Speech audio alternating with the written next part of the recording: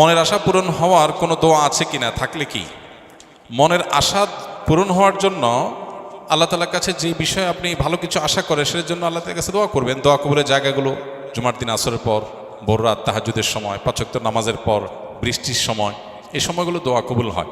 দোয়া কবুল আরও বেশ কিছু সময় আছে, উপলক্ষ আছে, এগুলোতে আল্লাহর কাছে দোয়া করবেন।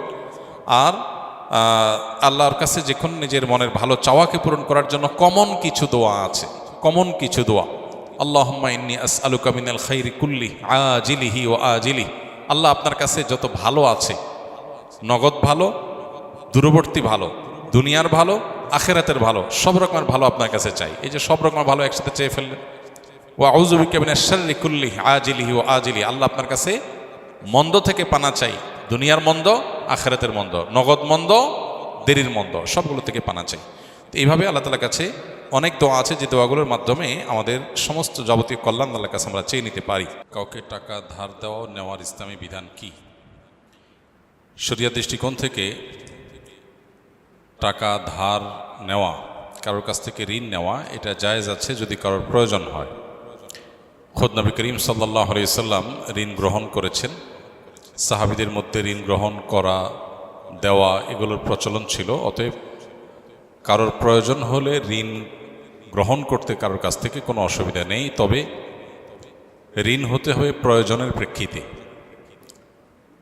যেন কারণে একান্ত প্রয়োজন না হলে মানুষের কাছ থেকে ঋণ নেওয়া এটা খুব ভালো কোনো কাজ না। মানুষের কাছে ঋণের জন্য হলেও যে হাত পাতা হয়, চাওয়া হয়, সে চাওয়াটা হবে একান্ত প্রয়োজনের প্রেক্ষিতে।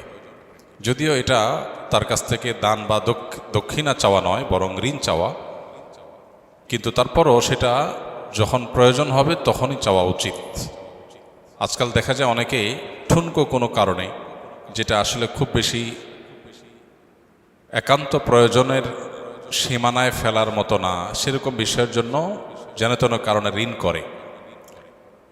অতএব জরুরতের ভিত্তিতে কোনো প্রয়োজনের প্রেক্ষিতে ঋণ গ্রহণ করা, ঋণ নেওয়া এটা জায়েজ আছে।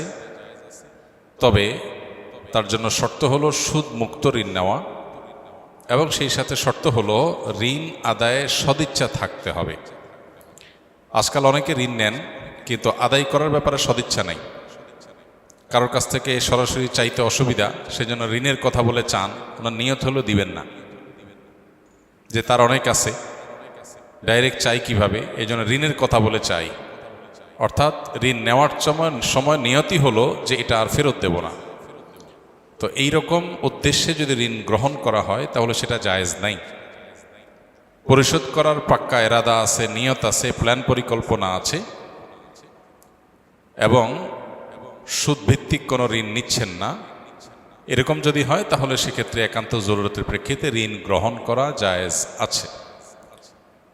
আর যিনি ঋণ দিবেন তার জন্য এটা সর্বাবস্থায় প্রশংসনীয়। বিশেষ করে কাউকে যদি ঋণ দেওয়ার মাধ্যমে তার কোনো বিপদ দূর হয়, তার কোনো কষ্ট দূর হয়, তার কোনো বিশেষ উপকার হয়, তাহলে সেক্ষেত্রে ঋণ দেওয়াটা এটা অত্যন্ত ফজিলতপূর্ণ একটি কাজ।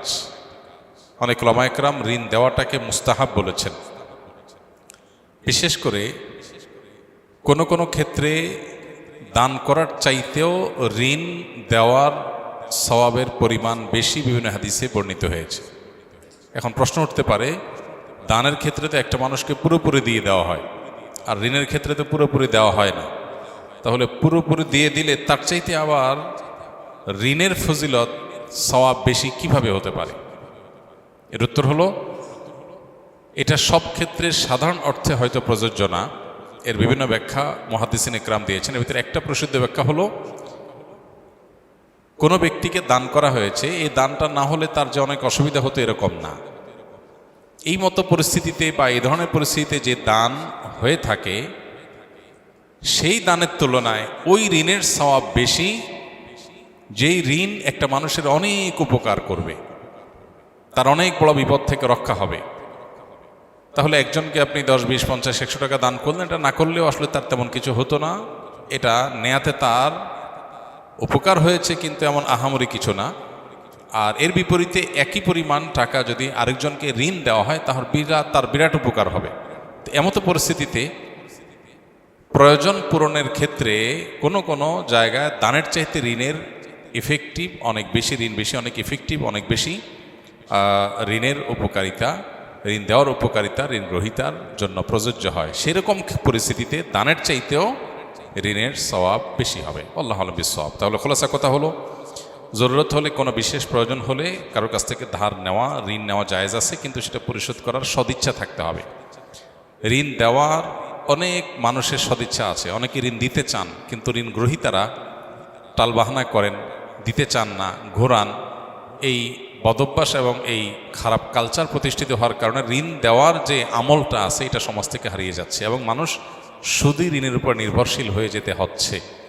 তো এই জন্য যারা ঋণ নিয়ে সেটা টালবাহানা করেন, ঘোরান, দিতে চান না, তারা মূলত সুদকে সমাজে প্রতিষ্ঠা করার ক্ষেত্রে একটা ভূমিকা রাখছেন। ব্যাপারটা অনেকটা এরকম।